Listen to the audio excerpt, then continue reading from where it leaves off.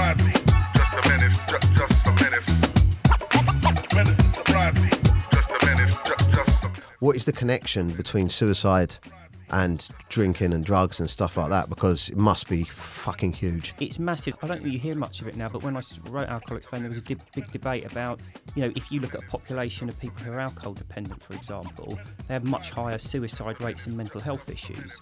So the question was, is it the alcohol that's causing that mental health issue and the high suicide rates, or is it the other way around? Why do so many of us drink?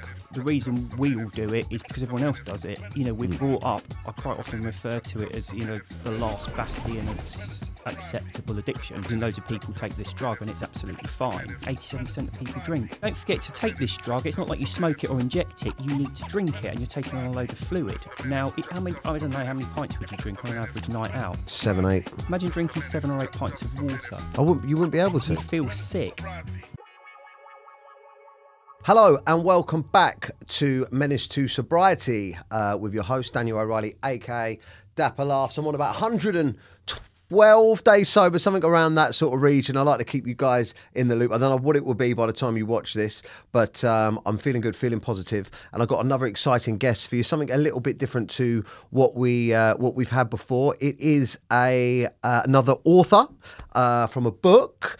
A little bit different from our last one. Last time we had Claire Pooley, was documenting in sort of a diary format her journey, her personal sort of biography of her sober diary. This is a book called Alcohol Explained by William Porter, and it's a lot more of a common sense, I don't know, like an intellectual look at the reasoning, the thinking, and sort of the reasons why we do what we do when we drink. And it is written by my guest, today's guest, William Porter. Hello. Hello there. Welcome. Thank you very much. Right, so I've got to be honest, when I start, I got about 2 chapters in, and I quickly got on my computer to my PA and I said, this is brilliant. All right. Can you please get him booked in? So Jade got in contact with you, got you booked in, which was fantastic. But I never found time to finish it after that. Okay. Yeah, so I'm hoping to talk about. Yeah, I'm hoping I can. I've got about two chapters in, and my you know what it's like. My and my ADHD and everything. I find it very difficult focusing. So I went from the book onto the audio. Right. Okay, I listened to a little bit more of the audio. Okay. But I still haven't completed it. So I'm hoping to learn a lot more that happens in the later chapters. Okay. But first of all, I wanted to say that what I did read of it was really interesting, especially the stuff that you've done on anxiety and depression, and the connections to it. So we'll get into all of that. But first of all, tell me a little bit about yourself. How did this book come about? So I started drinking and smoking when I was about 14. Yeah. And I read, Alan Carr, who wrote the Stop No More Smoking. Hangovers. Is it No More Hangovers? He wrote that, but originally he found like a new method to stop smoking, so that's how he blew up. Yeah, exactly. So I came across that quite early on, and I found it like really interesting because he took like a real pragmatic, practical approach to smoking and why you do it and how to stop. And I ended up smoking for quite a few years, but I think I took his quite analytical and pragmatic approach and just kind of applied it to my drinking. Now, I was always a binge drinker. There were periods where I'd drink every day, but most of the time I would just get really hammered at weekends. And it got worse and worse and worse. Now, as it got worse and worse, I was kind of still taking this approach of trying to analyse it and trying to understand why I was doing it, why I kept going back to it. And it escalated worse and worse. There are a couple of things I think everyone drinks more as time goes by. You know, like anyone who looks back 10 years, they're drinking more now than they did then. But I think there's a couple of things in my life that really accelerated my drinking progress. One of them, I joined the Reserve Battalion of the Parachute Regiment, right, and served out in Iraq back in 2005, 2006, and that kind of escalated my drinking quite a bit. Was it because of the camaraderie or because of what? Mix of things. It was like, I always felt, because it was the Reserve Battalion, I always kept feeling like I didn't mean this to happen. It's like, I was a bit bored one Christmas. I was like, where's my life going? And I saw an advert on the TV for TA. I was like, I'll go pop into a few centres and have a look. So I started having a look, and then I'll turn. It was almost. And the next thing you was at war. Next moment, I'm waiting to go out to Iraq. And I'm like, how did this? Do you know what I mean? And it was yeah. like, you get 2 months build-up training before you go out there. And I was just like terrified. I was like, what have I done to myself? I remember going, because my sister used to live down on the south coast. And I used to go down there to see her for the weekend and just bring loads of booze and we'd get absolutely hammered. I remember waking up one morning, her and her boyfriend were still asleep. They'd sleep in for ages. And I was just like terrified and really nervous, thinking, what have I done to myself here? And there was a load of Strongbow Super left in the fridge. It was first thing in the morning. And I was like, fuck it. Yeah, exactly. And I went from feeling like really nervous and anxious and unhappy to thinking, fuck it, mate. Yeah, I'm going to go for it. Let's go shoot some people. Yeah. No, but yeah. So it totally, and it was like from then on, I was like drinking all day, every day, building up to it. And I remember talking to my other sister about it, and she was like, well, don't worry about it. Do what you need to do to get through and worry about it when you come back. Yeah, Which kind of makes good sense. And also at the time out in Iraq, it was dry. You couldn't drink out there. So I was like, well... I might as well stock up. Yeah, exactly. What I didn't realise is it doesn't work that way. You know, when you start drinking at a level, you can stop, you can carry on. It's very hard to kind of scale back for various reasons. So went out there, came back, went into my normal job. My drinking kind of got under control a bit, although I was still drinking weekends. But obviously what I started doing was drinking all day, every day, as soon as I wake up. So that pattern was kind of continuing. The other thing in my life that really escalated my drinking was having kids. Yeah. It's, you know, it's a different world. It's very stressful. You're not sleeping properly. You feel like you deserve it more as well, don't you? Because it's like you've had a tough day and you need your adult time. Yeah, and it's almost like you're growing up, and it's a tie back to your past as well, to when you were young and carefree.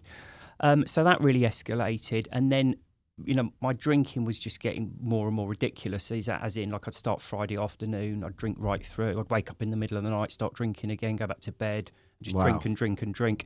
Sunday, try and sober up for work the next day, but half the time you end up drinking again on a Sunday. Then you're ringing in sick on Monday. Then you're sitting around at home with nothing to do, so you start drinking again, and it's just getting like more and more out of hand. So I then stopped drinking in 2014.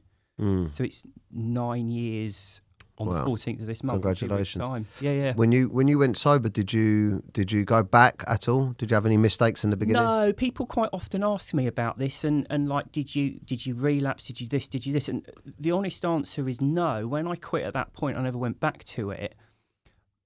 But it's not a straightforward story, because before that I could never accept that I was never drinking again. Yeah. So I would stop for like a month, 3 months. I stopped when I joined the Powers to get my fitness up. So I would stop for extended periods, knowing you'd go back. I wanted to go back to it. I could never quite imagine Christmas holidays, socialising without booze. Why do so many of us drink? Why is it so sociably acceptable to drink?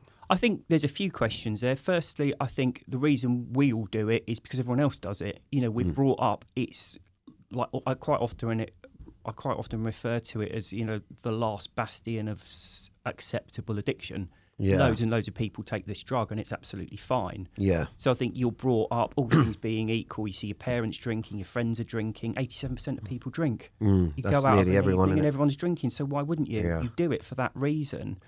I think one of the reasons it's become so prevalent historically is because it's easy to make. If you want to make heroin or methamphetamines, it's a complicated process. Yeah. Whereas alcohol, you just need a load of rotting fruit or vegetables. Nice and easy to do. Yeah. And of course, it's a sedative. So if you're stressed, unhappy, whatever, you take it. Yeah.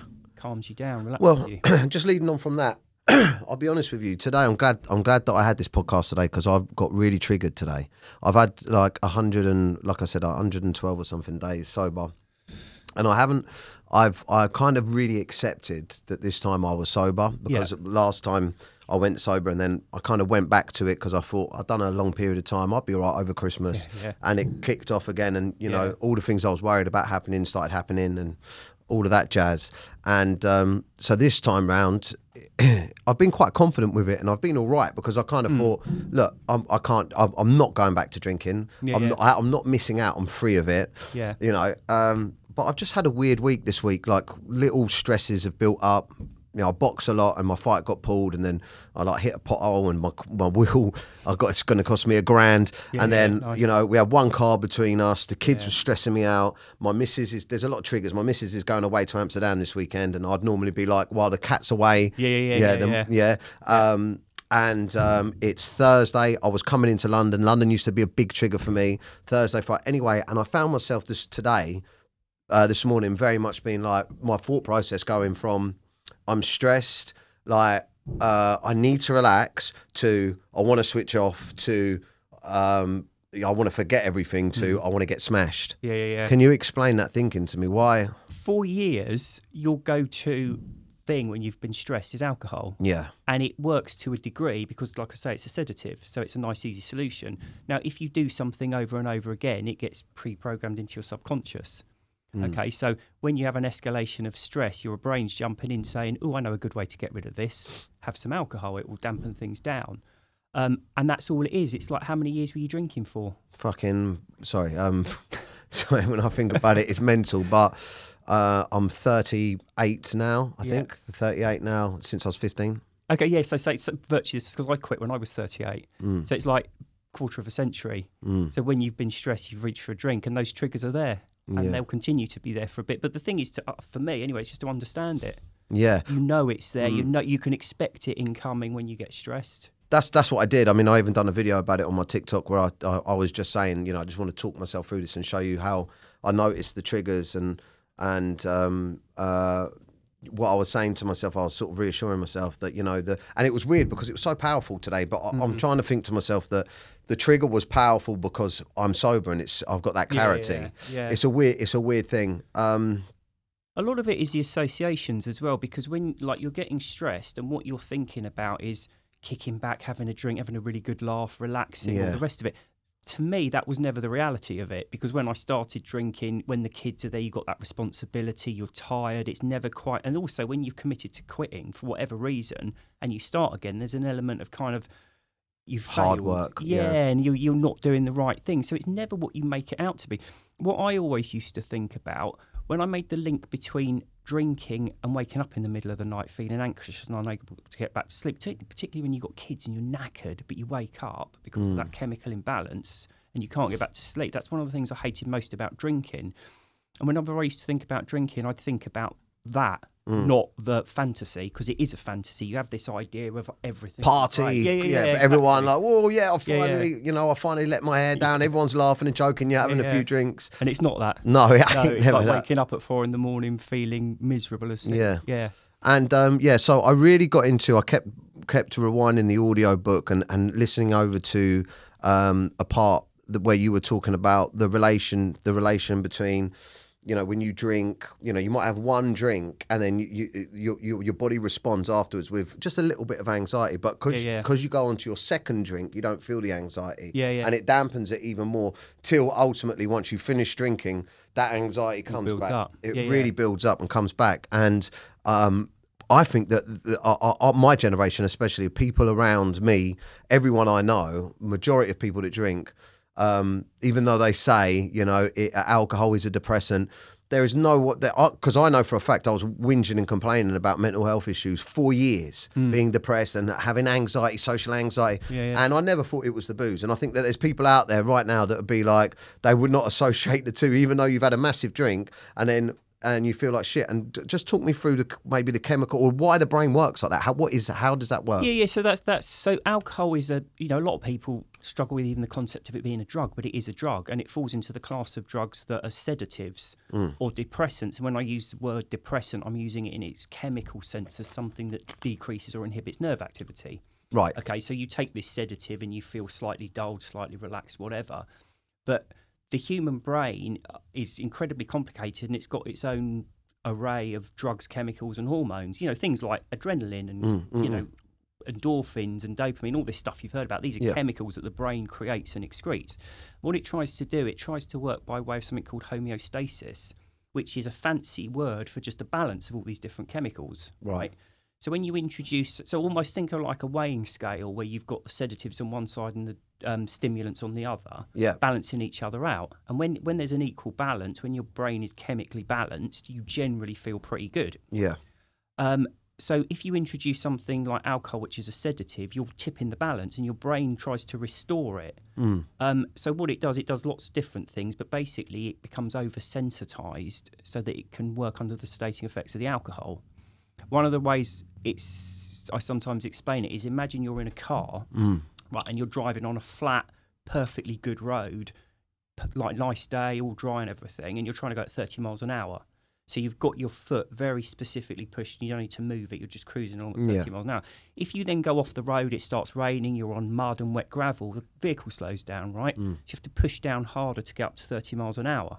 Okay? Yes, yep. If you then go back from the wet mud and gravel onto the dry road again, you're going to fly ahead out of all control. That's what you do with drinking. Your brain's countering the sedating effects of the alcohol. So when the alcohol wears off, there's that corresponding feeling of anxiety. It is literally, for every action, there's an equal and opposite reaction. So whatever sedating effect you get, there's a corresponding feeling of anxiety when it wears up, when it wears off. So to the casual drinker, to someone that's drinking, you know, someone that's going out once a week maybe and having 3 or 4 or 5 drinks, it's no big deal. That sort of level of anxiety they're going to get, they can shake it off the next day, go for a run, because they're not going to continue drinking and da da da da.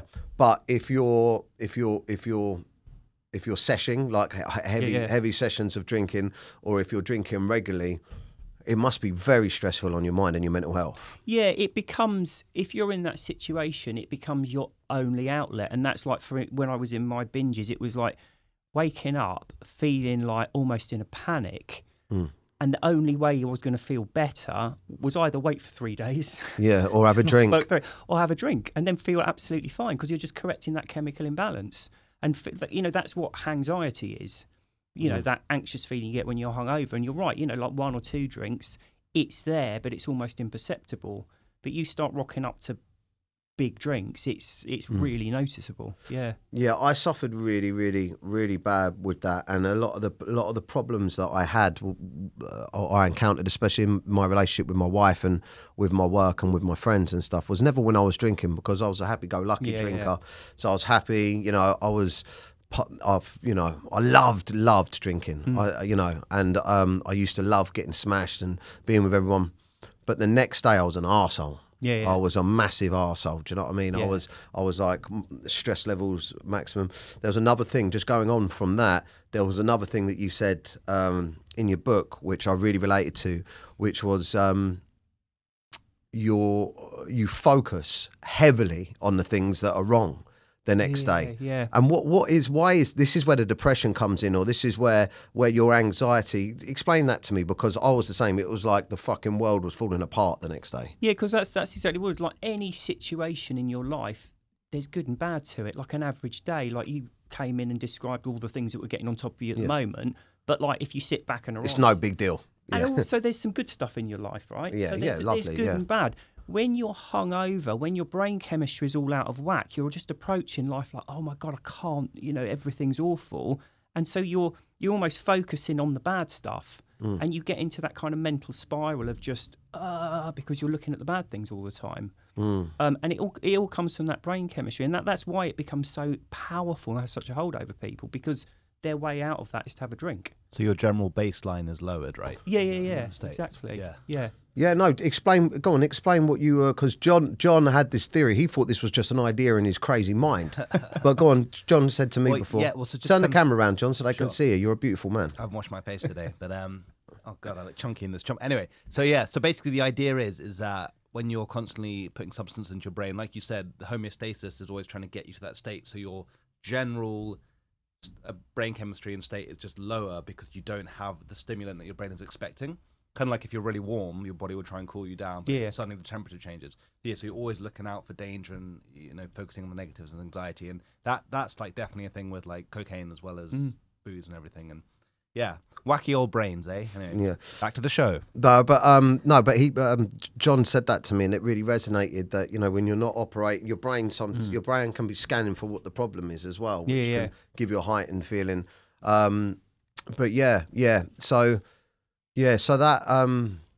that for me was a real worry because I had problems with drugs as well. So I dabbled into cocaine and stuff like that when the drinking wasn't enough for me. But when you mix the two of those together, the come down, the hangover, I mean, I can remember getting myself in some serious states mentally. And it makes me think to myself, and I think you did touch on this as well in your book, and you can enlighten me if you can. What is the connection between suicide and drinking and drugs and stuff like that? Because it must be fucking huge. Yeah, no, it is. It's massive. There was, I don't think you hear much of it now, but when I wrote Alcohol Explained, there was a big debate about, you know, if you look at a population of people who are alcohol dependent, for example, they have much higher suicide rates and mental health issues. So the question was, is it the alcohol that's causing that mental health issue and the high suicide rates, or is it the other way around? Is it people with mental health issues gravitate towards drinking? And I think the answer is both, because if you've got an issue, a sedative is going to take the edge off it. You know, a massive umbrella term for issue, your mental health issue, trauma, whatever it might be. If you don't feel right, taking a sedative is going to make you feel a bit better. Okay, what's the most widely available sedative out there? And acceptable. Yeah, exactly. Easy to get, you know, as much as you can steal or afford, it's yours. You don't have to get a prescription or anything for it. But equally, because of the way it affects, we touched on how it affects your anxiety levels, right? The other thing it does is because it causes that imbalance, it absolutely destroys your sleep. Okay, so just to go into this in a bit of detail, because it is really important. Sleep, humans sleep in different stages, right? One of these stages is REM sleep. Okay, REM sleep is a really weird sleep stage. When they've monitored people in REM sleep, their brain lights up almost as if they're fully awake. So they're asleep, but their brain's going absolutely nuts. Is this early on when you fall asleep, or is it? I'm not sure exactly. You go through cycles, so you go through. But REM sleep, is that when you're in deep sleep? Basically? No. It's the opposite. So if you think you've got deep sleep, where you're very deeply unconscious, and you've got REM sleep, where you're almost awake, your brain's light up. Right. Brain lights up almost as if you're fully awake. It's when you dream. Oh, okay, right? okay. So we don't understand much about it, but what we do know it's crucial. Now, they've done tests on rats where they've starved them of REM sleep, and they've been dead within a few weeks. Wow. They've done human studies, but people become very depressed, very disorientated without this crucial REM sleep, right? If you're not drinking, you usually go through 6 or 7 rounds of REM sleep. If you are drinking, you go through 2 normally. I heard another statistic the other day. If you're not drinking, you get 2.5 hours of REM sleep on average. If you have, I think it was 2 drinks, it goes down to an hour and a half. 4 drinks, it goes down to 30 minutes. 6 drinks or more, you're left less than 30 seconds of REM sleep. So you're starving yourself. So do that for 10 years. Wow. You can imagine the effect it's having on your mental health if people can't even go through these trials for a week being starved of REM sleep. Wow. That's insane, isn't it? Yeah, absolutely. Yeah, and it's also why people wake up tired when they're drinking. You know, can be in bed for 12 hours, you're still exhausted when you get up because you're not getting the sleep cycles you need. It's very difficult to educate people on this because I personally wouldn't wanted to have listened to any of this, mate. Do you know what I mean? Yeah. Like if you'd started talking to me about this like 2 years ago, I would have been like, "Fuck off." Yeah. But it's now that I'm just sort of working on my well-being, trying to sort my head out, that I'm open to it. But I think that this is crucial information. I mean, when I was at school, when I left school, when I was at school, I can't remember I was told alcohol was bad because we weren't allowed to drink it till we was 18. Yeah. We're not allowed to buy it till we're 18, which makes you think, I've got to get some of that. And my whole childhood revolved around trying to get alcohol for the weekend, getting drunk, going to the park with all your mates, seeing who could drink the most and getting pissed. And then later on going to parties, house parties, getting drunk, and then coming of age when you're 18, 17, 18, 19, going to pubs, and then that was it, pubs and clubs for the rest of my life. Yeah. And then home, social drinking. At no point was I told at any point by anyone that how it would affect my mental health. It's interesting because the information is there, but people aren't, that, like you say, they don't want to hear it. And especially in this day and age where so much of what's in front of your face is how many other people like and share it. And if people look at this and think, I don't want to know that. No, yeah. It doesn't get liked and shared and people don't hear about it. No, you're right. You're right. I'm just gonna have a look at a couple of other questions that I wrote down for you. But yeah, just on that, I think it's crazy if you think about it, because I knew that I shouldn't inject heroin. and I knew that Yeah. sniffing cocaine could become quite Moorish. Do you know what I mean? But at no point did I think that drinking at the weekends was going to affect me in such a bad way. So was there? Well, we've gone over that chemical imbalances, stuff like that. Your thoughts on the AA, because you had quite a interesting thought on the AA. A lot of my comments, because I never went to Alcoholics Anonymous. I was kind of I kind of had the feeling that it would be unfair for me to go there because I wasn't alcohol dependent, and I've kind of felt like that my struggle with alcohol and drugs wasn't strong enough to go and sit down there, and I felt like people might be like, look, you can go without, so you're all right. And also I'd heard rumours that about it, and I wasn't sure. It is something that I might explore, I don't know. But what was your thoughts on alcohol? So I found that like the camaraderie, talking to people who are in the same position as me, invaluable. It was like such a big thing, and it's personally I found on the whole it was very positive. So you turning up. Did you go? Yeah. Yeah, I went 2 major stints I did at AA. So going in, people are very friendly but not overly so you don't have to talk if you don't want to, but just sitting down and talking to people and realising you're not alone, other people, I found massively powerful. Where I struggled slightly was with the actual steps, because, I mean, I spent time in the military. I don't mind doing stuff because I'm told to do it, but I like to see a reason for it. And I kind of struggled slightly with the steps. And what I found was when you're saying, well, how and why does this help? It just does, so just do it. And I think the problem is, for many years, people haven't understood addiction, and it's almost become acceptable to not understand it, if you know what I mean. Yeah, it's just addiction. You're just an don't alcoholic. Question it. One of the worst things I ever heard was don't try and rationalise addiction. I mean, why should, you might fail, but why would you not? This is what we humans do. We try and understand things so we can further our knowledge and understanding and all the rest of it. So that was my experience. I mean, I would say whatever helps people is good. That's the first thing. The main negative I have with AA is that not all the time, but people are quite often told if it's not working, you're doing it wrong, you need to do it more or harder or different or better. Whereas what I think they should be saying, and I say this to people, if this doesn't work for you, try something else. Yeah. There's a lot out there. Yeah. Yeah, and your book, it seems to have quite an analytical look at, it's like you analyse it a lot. Yeah, I did do a chapter on AA, and the reason I did that because it was written now a few years ago, and there's a lot more out there than AA now, but at the time AA was the big thing. So when people had a problem, they quite often went to AA, and if AA didn't work, it was almost like that added to their list of questions, because why hasn't it worked for me? And that's why I ended up putting a chapter in there on how I see AA and how it works, just because I think it was helpful for people who'd got into a problem, gone to AA thinking it would help. For whatever reason, it hasn't helped, just to understand that additional dynamic, if you like. Yeah, I think that I'm just having a look through your chapters here, which will inspire more interesting questions.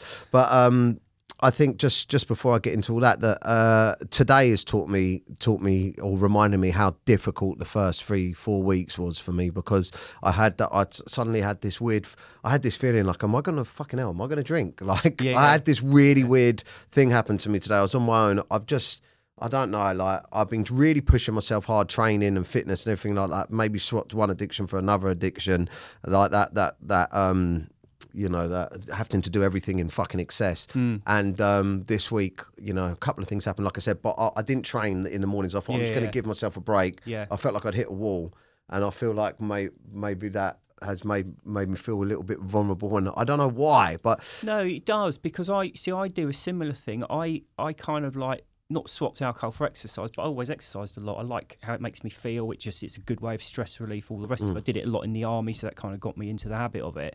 And I found when I'm not drinking, because you're not hungover loads, you can exercise more. Yeah. But you still need rest days. Yeah. You have to have them. And I think there can be a danger when you have a rest day. You haven't got that endorphin from having done exercise. So you kind of feel a bit flat. And of course, talking about what we talked about earlier, your brain's then, where can I get this buzz from? Yeah, you're right. That's probably what's happened to me. Yeah, it could be. That's probably what's happened to me.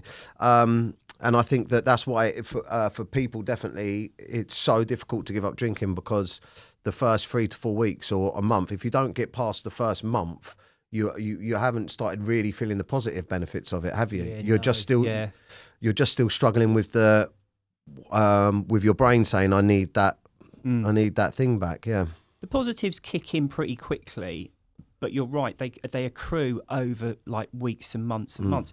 But the problem is when you first quit, alcohol's been a big part of your life, and suddenly it's not there anymore, and that kind of feels wrong. And it's natural. You're then thinking about, oh, but I'm going on holiday. I've got my mate's birthday. That's going to be shit. That's going to be shit. That's going to be shit. What am I going to enjoy out of life anymore? Yeah. So you're kind true. of wanting to go back to it. So even though you're sleeping better, your anxiety's getting better, you've got all these benefits, if you're feeling miserable, you're not going to notice them.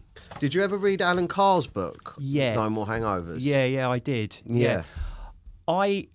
Alan Carr set me on my path. For me, his alcohol book, there was a couple of parts where it was wrong. What did you think was wrong? Because I'd be really interested. He said that there's no physical withdrawal from alcohol, which for me, I don't agree with at all. Yeah, well, you can see that in people that are just physically sick and ill when they... Yeah. People can die if they stop drinking. Yeah. Serious, yeah. And the other thing he said is, like, because I never drank every day, and you sound like you were similar, but when you start, having one or two is never an option. No, of you course just want not. to drink or not drink. He said the reason for that is because alcohol dehydrates you, so it makes you thirsty, so you want to drink more. Now, for me, I was never reaching for my 3rd, 4th, 5th, 10th drink because I was thirsty. No, I wanted to get smashed. Yeah, exactly. Yeah, so for me, that didn't quite ring true. And I read Alan Carr's autobiography, and he actually said in it he never drank a particularly large amount. He didn't want to write the book, and he was trying to find someone else to write it for him. Oh, right. So it's sort of a false... Yeah. So he tried to apply his method. Don't get me wrong, I think he was a genius in what he did, but I don't think he necessarily translated it to alcohol. In the best because way. I personally found that book, but because I consider myself quite, I don't know if it's the ADHD or because I'm dyslexic or a mixture of the both, or just because intellectually my focus isn't that way inclined, that I find it very difficult to focus on books and read and actually to just retain interest in something for long enough, that I found this book, because it was small and it was little paragraphs and I found it easy to consume, and the way that he done it and the analogies that he used in there, he really dumbed it down. So the first time I went sober, I read that book and it really, and I thought, I'm going to read this all the time. But now when I look back on it, yes, but there are some bits that I'd take from it, like, for instance, the false, sort of almost like the false advertising around, the false advertising around what alcohol does to you, or for you. Yeah. Like, for instance, Absolutely. like you've got a chapter in here about shyness and like what... Yeah, the best way I can describe it is, when you think that having a few drinks is going to loosen you up and you're going to be more likable and approachable. But I tell you what, once you go sober and you go out with certain people that are drunk and you look at them, you're like, fuck, did I used to be like that? Yeah. It's funny, isn't it? One of the most powerful things, I mean, a lot of people, the thing they fear the most in not drinking is going out and not drinking. Yeah. But actually, it can be really powerful because you're going out, you actually watch people drinking. It gives you a very different view. And it's like one of those things where you go out drinking and you maybe remember the first couple of hours and then you forget the rest and you just assume that you had a good time. Yeah. A lot of the time you watch drinkers by like midnight, 1 a.m. They are not having a good time. No, not at all. No. It's it's really interesting. You come home with a black eye and I had a great night. Yeah, really good night. Yeah. Why do we get blackouts? So blackouts, no one knows 100% for sure. But the theory is that you've got a long-term memory and a short-term memory, right? So we're having a conversation now. You're probably not going to remember it in a decade's time, but you might remember the birth of your child, or do you know what I mean? So memories go into your short-term memory, and then may or may not then pass on to your long-term memory. What alcohol does is it stops it passing from one to the other.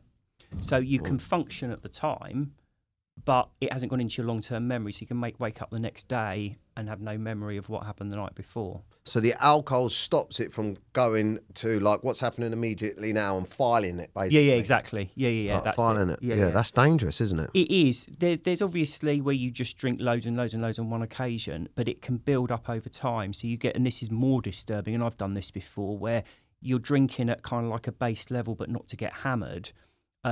And to all intents and purposes, other people may look at you and think you're sober, but because you're drinking a fairly large amount over a longer period, you just wake up the next day and you've got no memory of what happened the night before, like the whole day before. I remember speaking to someone and she told this story where she was away. I shouldn't laugh, really. It's pretty horrible. She was away with friends for a weekend. So they were drinking a lot. She wasn't getting hammered or anything. And she woke up one morning and she was like, right, we should go to this monastery. You know, we've not been. It looks really good. It's only nearby. And there was this like embarrassed silence. And they were like, we went yesterday. Oh my God. Remember? Yeah, I mean, Like, I've got, I say this in most episodes, but I've got this, I hate, like, maybe it will keep me sober, but I've got this, I've got so many situations where I look back now and I cringe and I can't remember bits. And, yeah, man, and I hate saying it, like my wedding, like the latter part of the wedding, the latter part of like the day, all the important stuff, like, you know, actually getting married and the service and the speeches and all. But as soon as it got dark and the band come out, from a certain point, I can't really remember much, and that breaks my heart. Yeah, it's not an ideal situation to be No, in. No, breaks my heart. Right, let's get into some of your chapters then, and you can talk me through drinking and obesity. So alcohol, yeah, I mean, I've lost so much weight since I stopped drinking. Yeah, it must be a huge factor, is it? Yeah, it is. So like, very, very simply, and this is, I can't remember, I've listed all the reasons why alcohol makes it incredibly difficult to lose weight.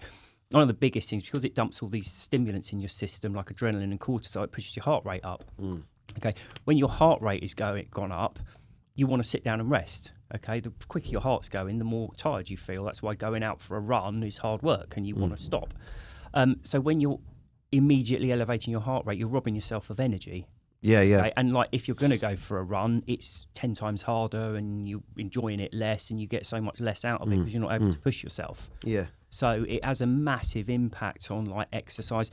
It's an appetite stimulant, which may sound a bit counterintuitive because I've been talking about it as a sedative, as a depressant.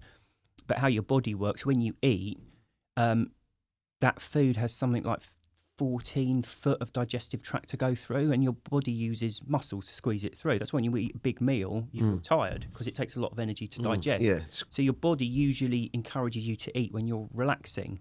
So because alcohol is a sedative and it makes you feel dulled, it makes you hungrier. Is that why you're always grabbing like nuts and crisps and everything with it? Well, this is the other thing. Don't forget to take this drug. It's not like you smoke it or inject it. You need to drink it, and you're taking on a load of fluid. Now, I don't know, how many pints would you drink on an average night out? 7, 8. Imagine drinking 7 or 8 pints of water. You wouldn't be able to. You'd feel sick, and it's not particularly good for you. You get used to it because you're trying to get the drug, okay?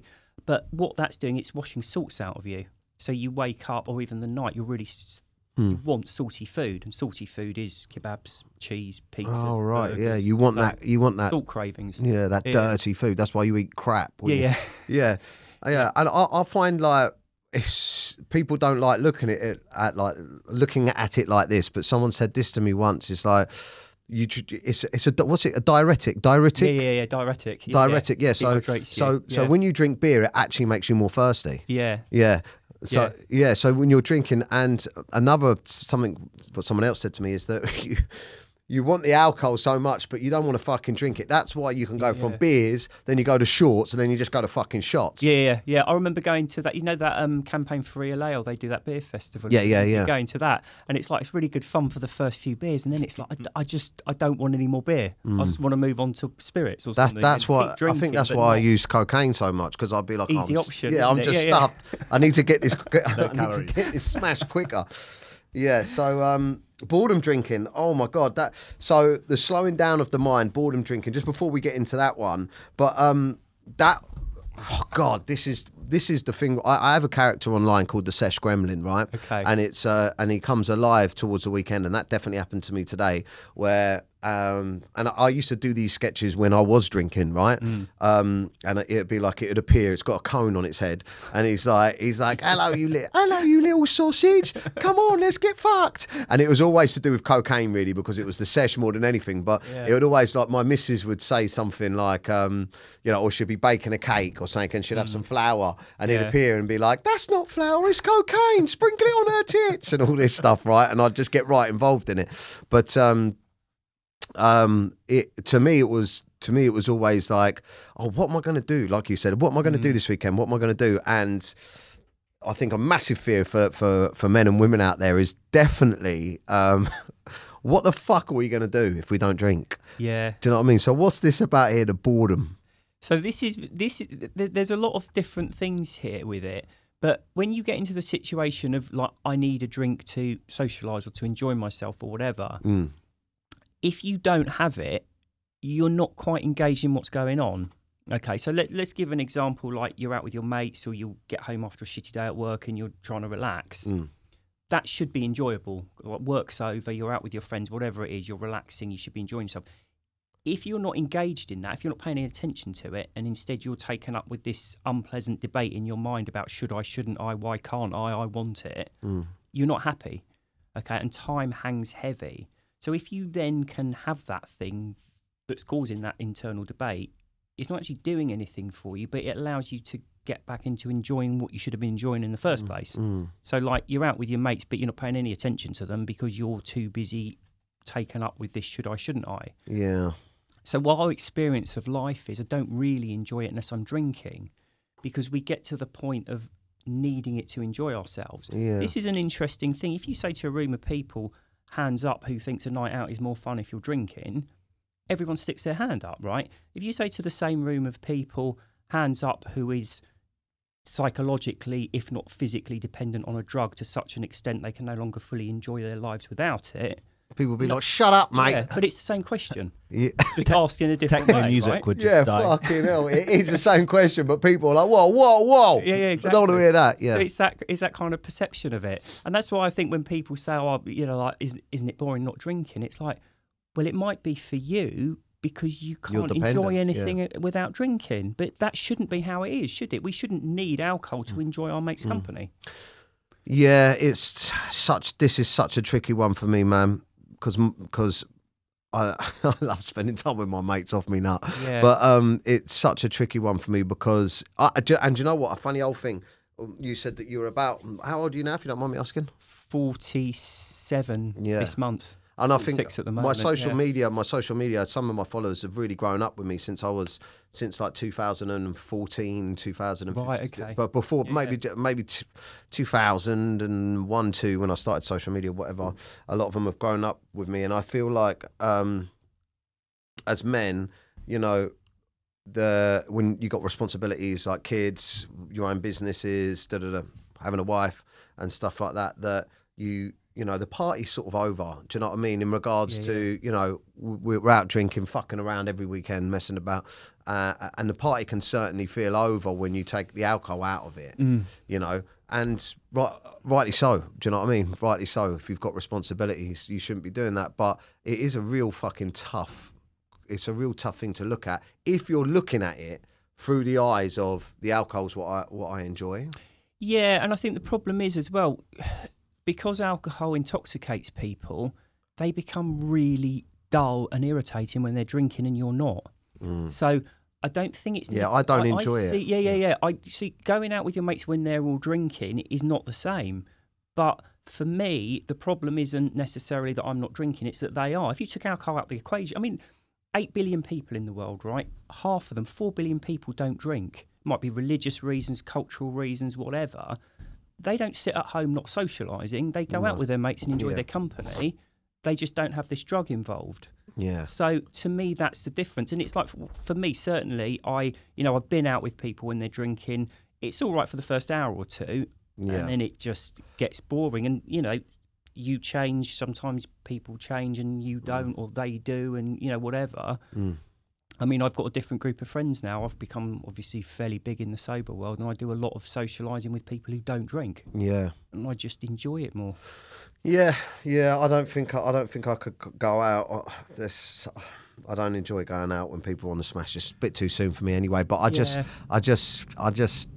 I don't feel like I'm missing out, but I kind of feel like I'd have to be in that vibe to enjoy it properly. And people start winding you up really bad. Yeah, I think the problem is it does intoxicate people. They start repeating themselves. They think They they're repeat funnier than themselves they a are. lot, don't Yeah, they? yeah, and they start getting really close and spitting, and they don't realise it, and it doesn't make for an enjoyable evening. Yeah, and when you're drunk as well, you Don't can't mix it, do you? you go along with it, Yeah, don't you? absolutely. Yeah. Especially if you're around people that are using cocaine, mate. They chat some serious.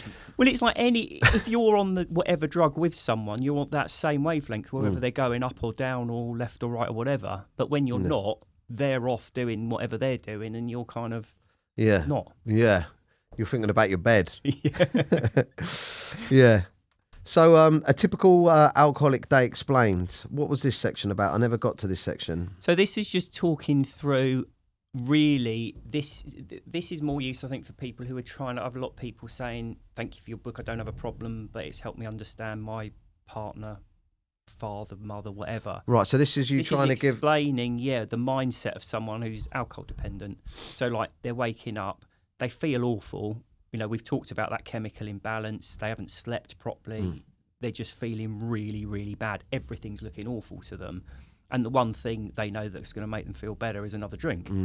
Okay, and they know they shouldn't do, and they know it's going to cause all these problems, but also they feel really, really awful. So they reach for the drink and they have it. And it kind of talks through in a bit more detail that aspect of things to try and hopefully...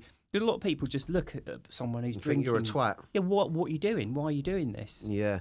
So you're trying to get into the mind of the people around them so they can understand. Yeah. So someone can read that and think, you know what, I may not have experienced it, but I kind of understand what they're going through now. I understand it's not irrational. It's not irrational. It might feel like it, but it isn't. Because, you know, if you feel really, really awful and you've got a way of immediately feeling better, And you're going to do why it. is it irrational to take that? Do you know what I mean?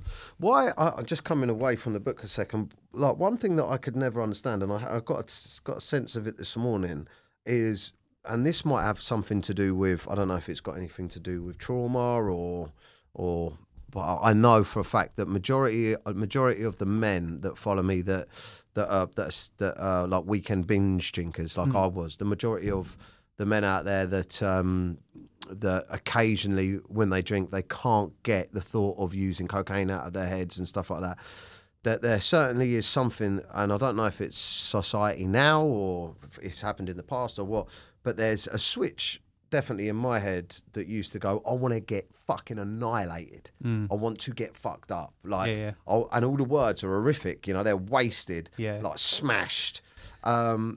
And it's like, I want complete escape from reality, and I don't really care about the consequences of it, like in regards, because you don't think about. I mean, we almost accept that we're going to have to deal with the fallout from the missus. We almost accept that, you know, you might have work the next day, but you almost accept, fuck it, I ain't making it to work, and this is going to be really bad for my health.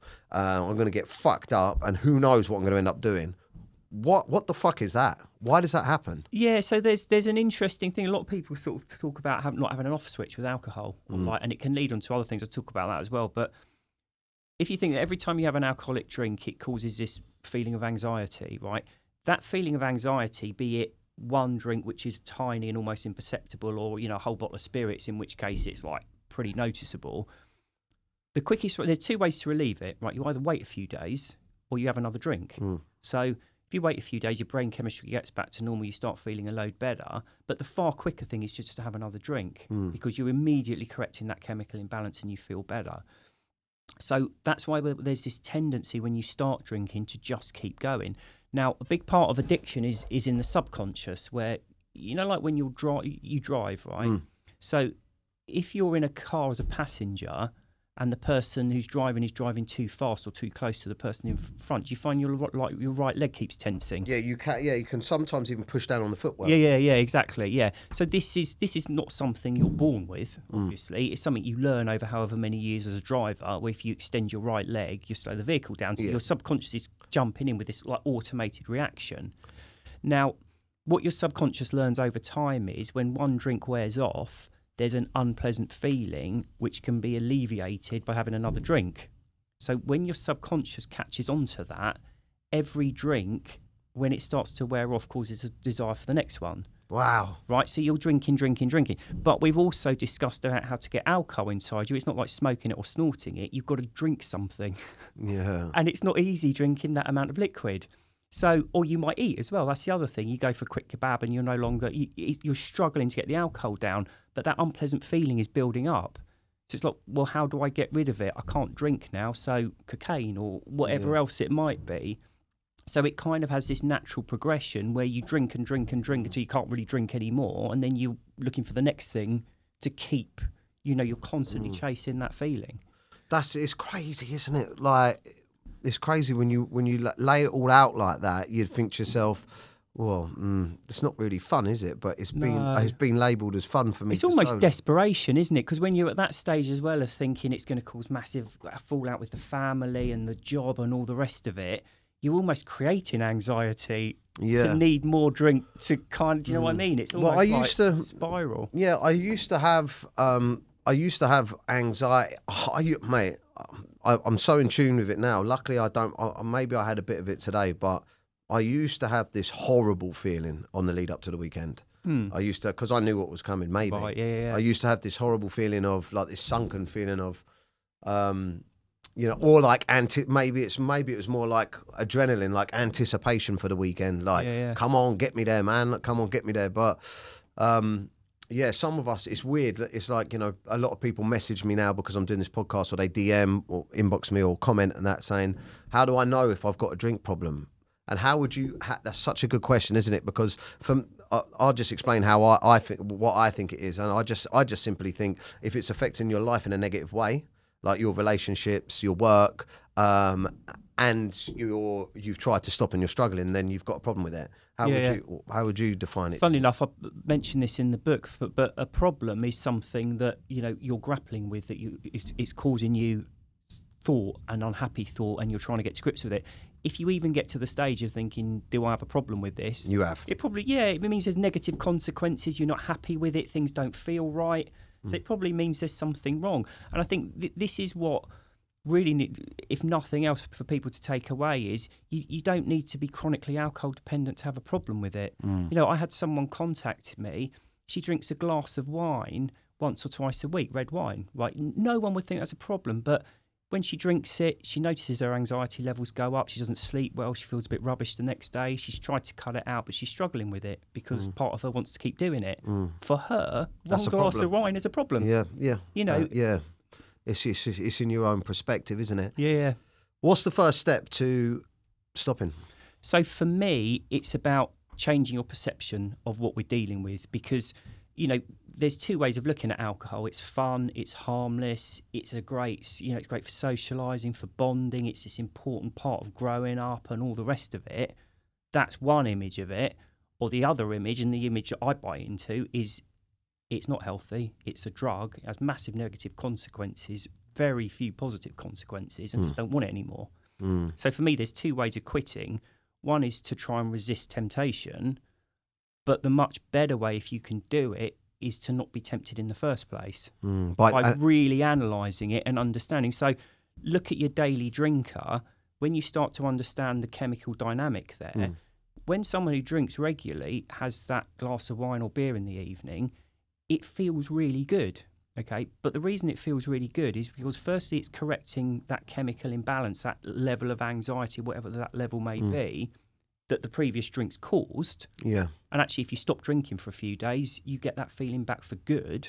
And it's robbing you of REM sleep, so you're constantly tired and don't feel right, and it's anaesthetising all that. So for me, it's about, what people sometimes say, if you want to stop drinking or smoking, you make a list of all the reasons you want to quit and kind of grit your teeth and see how long you can go for. But for me, it's far better to make a list of all the reasons you want to keep doing it and then really analyse them and see if they're right or not. Yeah. Because if you can get to grips with that side of it, you're not resisting it. You just don't want it. Yeah, 100%. I 100% agree with you. And again, for me, I knew that it was a psychological thing for me. It was definitely a psychological thing for me in respects to the way that I viewed it.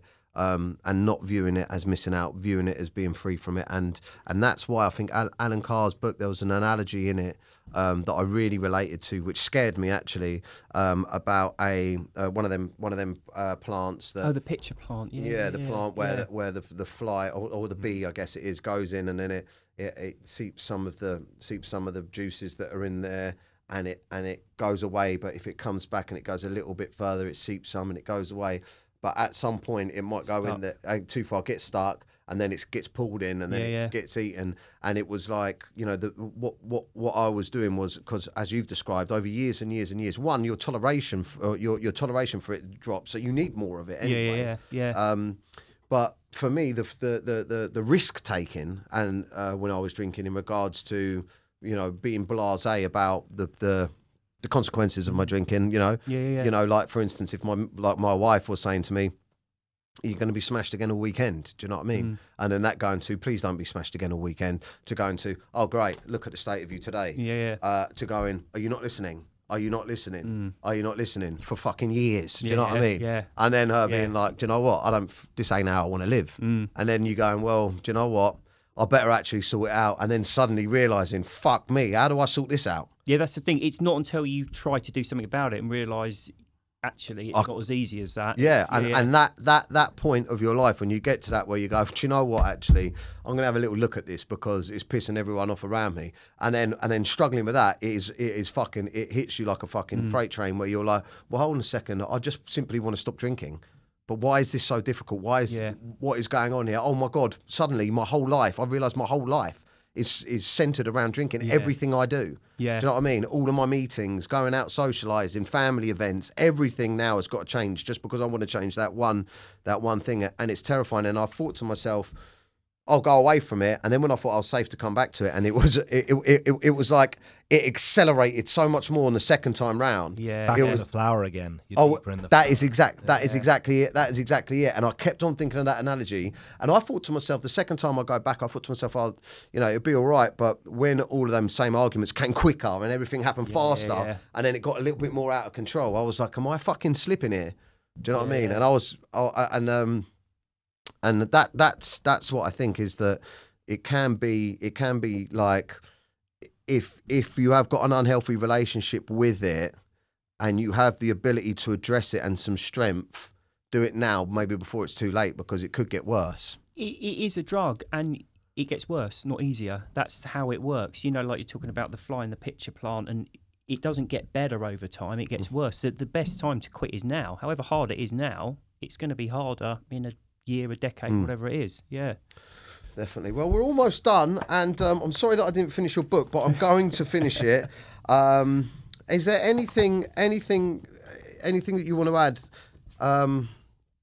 I've got to be honest with you, I felt more intelligent after I read the first couple of bits. It's really good. They're definitely, because I'm attracting a new audience to this podcast, because this podcast is sort of going out, and because I'm a comedian by trade, and a little bit controversial sometimes. But there's a lot of people, a lot of comments that you find on this podcast now. People are like, I thought you was a bit of a knob, but now I never realised that you could actually read and shit. So is there anything else you want to add to people that are thinking of maybe having a look at your book? I personally, I think, and I'm not just saying this, and I'm not getting paid, by the way, to advertise this book at all, but I think that if you're considering doing anything that changes your life and your whole sort of the way you live, research it as much as possible, and reading really fucking helps, because one, it makes you feel like you're not on your own, and two, actually understanding stuff, it just makes everything a lot easier. Is there anything in the book that you want to talk about before we finish up, or that you think can help people, or anything you would just want to say about it? No, I think just generally speaking, I think if people are thinking about their relationship, they're not sure whether they want to stop or whatever, I would echo what you've said, which is do some research. You don't have to read the book thinking I'm now going to have to stop for the rest of my life. It's just to get that information. And as I say, I know Claire, but I love the Sober Diaries. It's really good. Alcohol Explained was almost like, here's information. This is what alcohol does. This is what it doesn't do. This is the perception of it. This is the reality. It's up to you to do with that information what you like. A lot of people use it to stop drinking or to change their relationship with alcohol. You don't have to. But that's what I would say. Don't worry too much at the moment about should I, shouldn't I, all the rest of it. Get some information. and it can only help you make the right decision further down the line, whatever that decision ultimately is. Yeah, I certainly felt when I started reading about it, I felt like a little bit more, well, I just thought to myself, well, of course I'm like this because I didn't know all of that. Like, yeah. you know, of You course I'm like this. I didn't know all of that. And, you know, if I was going from, you know, heavy sessions at the weekend to, you know, Monday's going, oh, do you know what? It's been a tough day at work and I still feel fucked from the weekend. I'm going to have a couple of beers Monday and then that's Tuesday and Wednesday. After reading something like that, you can understand why a little bit. You don't have to just look at yourself and go, I'm an addict and I'm fucked. It simply is your brain chemistry. But yeah, John, anything you want to add, my friend? I mean, that was super interesting. I just had a quick question about, you said you were smoking from the ages when you started drinking. Yeah. Was that a similar journey to quit that? Because we haven't really touched upon smoking. No, smoking's different in some ways, similar in others. I mean, the problem with smoking is, or the problem with drinking is, it intoxicates. So, you know, you can almost, you could smoke 60 a day and still do a job and be a parent and all the rest of it. Maybe But not a saxophonist, but... Yeah. or a runner. But with alcohol, it's different because of that intoxication thing. So it really impacts relationships and all the rest of it. But that same dynamic is there. How you end up, you know, it creates that withdrawal. You don't feel right. You have the cigarette and feel better and more confident and more relaxed. So it's a similar dynamic. Obviously, it's a stimulant, nicotine, rather than a sedative. Yeah. Fair enough. Cool. Cheers. What just to finish on this, because I definitely I found how to start my day with my boxing and my fitness and how to set myself up. But when it comes to the weekend, Friday nights and stuff like that, any advice to people on what they can do to replace that relaxation?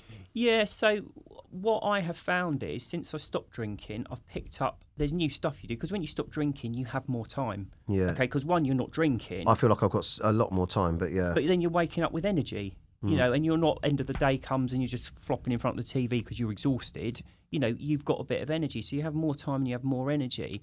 I found myself picking up stuff that I left behind when I started drinking.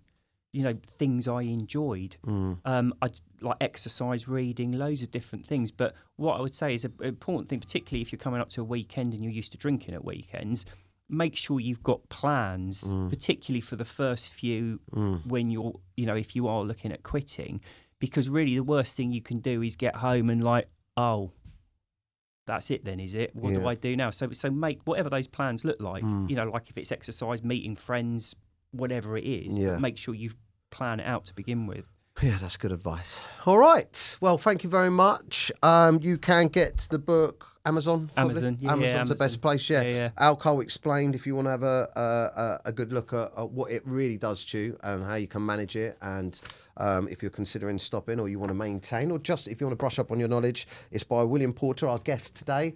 Thank you very much. Make sure where can they find you? Are you on social media at all? Or Yeah, I'm on Instagram, Facebook, and the website's alcoholexplained.com. In fact, the first 5 chapters are on the website. So Brilliant. If people are interested, they can go and have a look so at if you're that. tight, you know what I mean, and you want a bit of a freebie, jump on there. But thank you very much for joining us. Thank you very much, my friend. Cheers. And to everyone else out there, please make sure that you subscribe. Any guests that you'd like, anything interesting you've read, pop it in the comments. Sharing is caring. Get the podcast out there. And I just want to say, I want to use this opportunity to say, because I haven't said it yet, to all of the hundreds of thousands of people now that have tuned in. I think we've had, I don't know, like 500,000 views already. There's been hundreds and hundreds of thousands of downloads, loads of social media comments and everything. I just want to say thank you very much.